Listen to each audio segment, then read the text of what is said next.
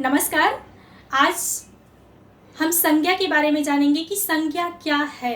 वास्तव में संज्ञा क्या है? एक नाम है। किसी भी व्यक्ति, वस्तु या स्थान को पहचान के लिए हम उसे एक नाम दे देते हैं और उसी नाम को हम संज्ञा कहते हैं।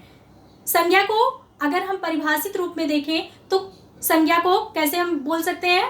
संज्ञा किसी व्यक्ति, वस्तु, स्थान या भाव को बोध कराने वाले शब्द को संज्ञा कहते हैं। संज्ञा के भेद। संज्ञा के मुख्य रूप से 5 भेद होते हैं।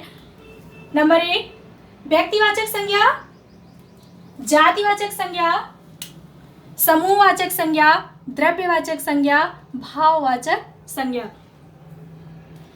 अब हम संज्ञा के एक एक भेद को विस्तृत रूप से जानने का प्रयास करेंगे। सबसे पहला मैंने क्या बताया? व्यक्तिवाचक संज्ञा। व्यक्तिवाचक संज्ञा किसे कहेंगे? किसी व्यक्ति, वस्तु या स्थान के नाम को हम व्यक्तिवाचक संज्ञा कहते हैं। व्यक्तियों के नाम जैसे राम, श्याम, गीता, जो भी है, सबका एक अपना नाम होता है। पहचानने के लिए हम सबका नाम रखते हैं, तो उसे हम क्या कहते हैं? व्यक्तियों के नाम को व्यक्तिवाचक संज्ञा कहेंगे। स्थान के नाम।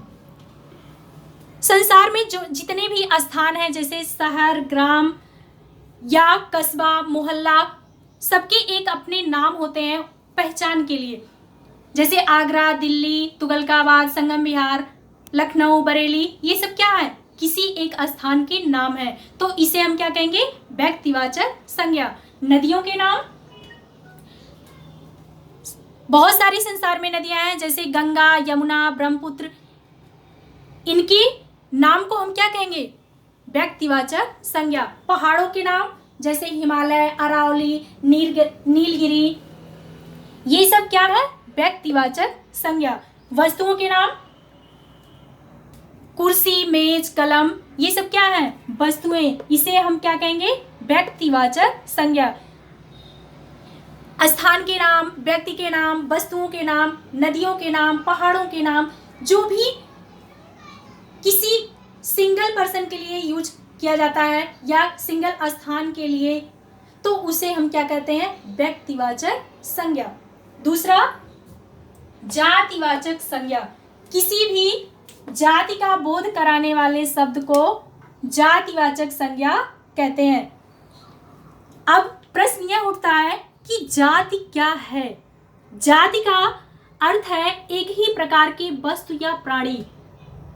संसार में बहुत सारे जीव जंतुओं की प्रजातियां हैं, बहुत सारी वस्तुएं रूप, रंग, आकार की दृष्टि से जब एक ही प्रकार की दिखाई दे, उसमें सूक्ष्म मात्र अंतर हो, तो उसे हम एक जाति के रूप में संबोधित करते हैं।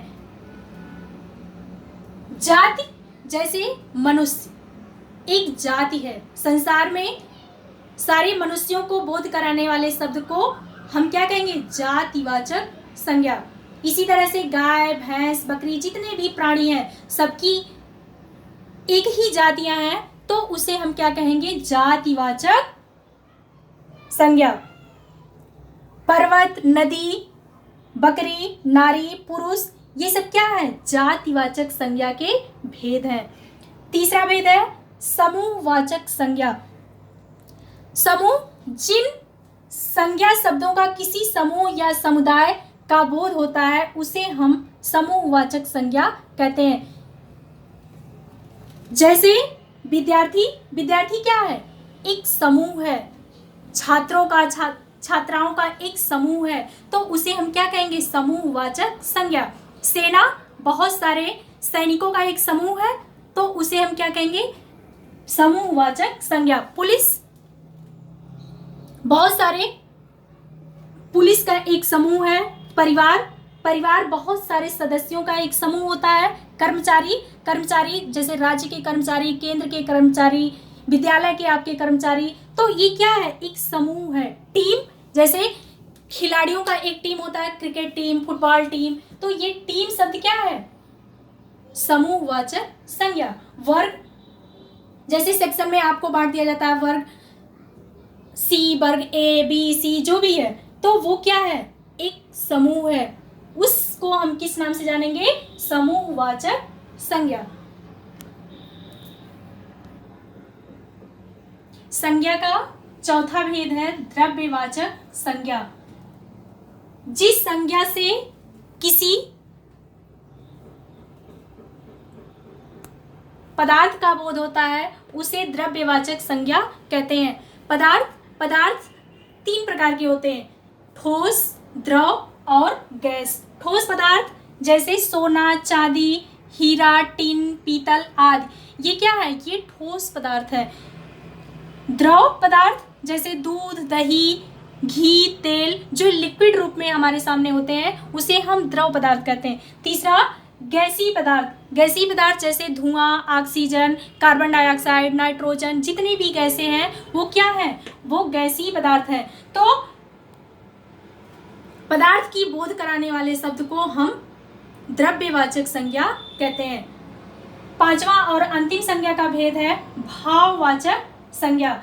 जिस संज्ञा शब्द से किसी भाव, गुण या दशा का बोध होता है उसे भाववाचक संज्ञा कहते हैं। जैसे क्रोध, हंसी, मिठास, सौंदर्य, ये क्या है? भाव है। आपको क्रोध आ जाता है, ये क्या है? भाव है। आपको किसी बात पर हंसना आ जाता है तो हंसी क्या है? एक भाव है। रोना भी कभी कभी आपको आता है तो ये रोना क्या है? एक भाव है। और कोई चीज आपने खाया, आपको बहुत अच्छी लगी, मिठास लगी, तो मिठास क्या है? गुण है। तो इस भाव या गुण या दशा को बोध कराने वाले शब्द को हम भाववाचक संज्ञा कहते हैं। भाववाचक संज्ञाओं का निर्माण जातिवाचक संज्ञा, सर्वनाम, विशेषण, क्रिया तथा अव्यय में आव, त्वा, पन, अन, ता, इमा आदि प्रत्यय जोड़ने से होता है। जैसे जातिवाचक संज्ञा, जातिवाचक संज्ञा में क्या है? पुरुष, इससे हमने बदला भाववाचक संज्ञा में तो त्व प्रत्यय लगा दिया, क्या बन गया? पुरुषत्व। नारी, यह जातिवाचक संज्ञा है, इसमें हमने त्व प्रत्यय लगा दिया तो भाववाचक संज्ञा बन गई नारित्व।